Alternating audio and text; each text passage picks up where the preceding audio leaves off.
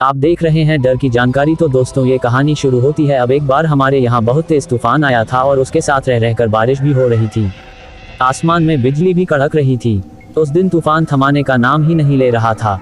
चतुर्थ अंकल शाम के समय अपने घर गए थे। उस दिन तूफान के कारण सोचा कि थोड़ी देर बाद जब ये शांत हो जाएगा तब अपने घर चले गए, पर तूफान नहीं रुका। मेरे चाचा ने कहा कि जोधराज आज रुक जा, तूफान बहुत तेज है, आज यही दुकान में सो जा, कल अपने घर चले जाओ।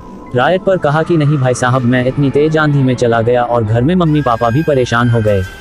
चाचा बोले ठीक है, पर अगर रुकना हो तो रुक जाना। पर जोधराज अंकल अपने घर के लिए निकल गए। उनका राक्षसी तूफान और तेज हो गया और बहुत तेज पर रुककर तूफान भी हो रहा था। फिर दूर जंगल में सियारों की आवाज आ रही थी। अंकल एक स्थान पर अचल सारणी, वहाँ पर दो रास्ते थे, दोनों ही गांव को जाते थे। सड़क पर चलने वाला रास्ता छोटा सा किसान था, लेकिन जंगल वाले रास्ते से जल्दी गांव जाऊंगा, यही सोचकर जंगल वाले रास्ते से पकड़ लिया गया। उनके पास एक टार्च था जो भी मरमा के ही रोशनी दे रही थी। आसमान में कड़क रही बिजली के बादल ही दिखाई दे रहे थे।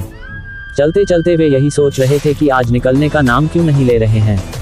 वो चल ही रहे थे कि तभी रास्ते में एक आदमी दिखाई दिया। मैंने सोचा कि जरूर गांव में जा रहा हूँ, चलो यात्रा का दोस्त तो मिला, पूछता हूँ। इतना तो वे उसके पीछे जाने लगे। उन्होंने इस बात पर गर्व किया कि वह आदमी एक पैर से लंगड़ा के साथ चल रहा था और उसके सर्वे के किनारे जंगल के पेड़ों की तरफ था और उसकी गर्दन नीचे की तरफ झुकी हुई थी। एक विचित्र व्यक्ति ने कहा कि सबसे अच्छा होगा, क्योंकि उसकी हरकतें किसी भी तरह से सामान्य इंसान से नहीं मिल रही थी। ये सब अंकल ने अपने व्यवहार में पाया। अंकल उसके पीछे पीछे चल रहे थे और उसे कड़कती बिजली के माध्यम से ही समझ पा रहे थे। उन्हें जिज्ञासा हुई कि यह आखिर कौन है, शायद गांव से ही तो नहीं, चल के देखा जाए। अपना टार्च चालू रखें ताकि उसका चेहरा दिख सके। वे जैसे ही उनके पास गए और पलटने को कहा, वैसे ही उनका टार्च बंद हो गया और एकदम से बिजली कड़क उठी। बिजली की रोशनी में उनका चेहरा दिखाई दिया और वे एकदम से दूर जा गिरे। रामे ने देखा कि अब तक जिसे वो गांव का ही कोई आदमी समझ रहा था वो उनका भ्रम था, क्योंकि ये तो कुछ और ही था। आंखों की जगह दो बड़े बड़े छेद वाले मनो जैसे किसी ने दोनों आंखों को निकालकर बड़ा सा छेद कर दिया हो। उसका जबड़ा अपनी जगह से अलग होकर एक तरफ लटक रहा था। असली से दांत दिखाई दे रहे थे। दांत भी ऐसे थे कि काट ले तो सारा शरीर का मांस एक पल में निकाल दे। ये तो एक बड़का है, पर ये कैसे, ये सब तो बकवादे होते थे। पर धीरे धीरे धीरे धीरे उनकी तरफ ही बढ़ती जा रही थी। हर पल बिजली कड़कती और वह और उनके पास आ रहे थे। अंकल का हाल खराब था और उनकी जीभ हल्क में अटक गई। वह एकदम जोर से आगे बढ़ी है और अंकल के बिल्कुल पास से एक गायब हो गई है।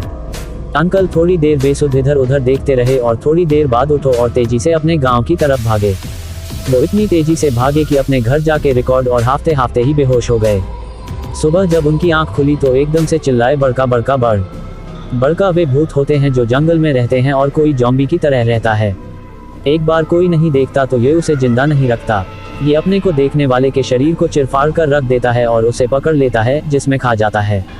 ये बात उन्होंने मुझे बताई तो मुझे भी बहुत डर लगा।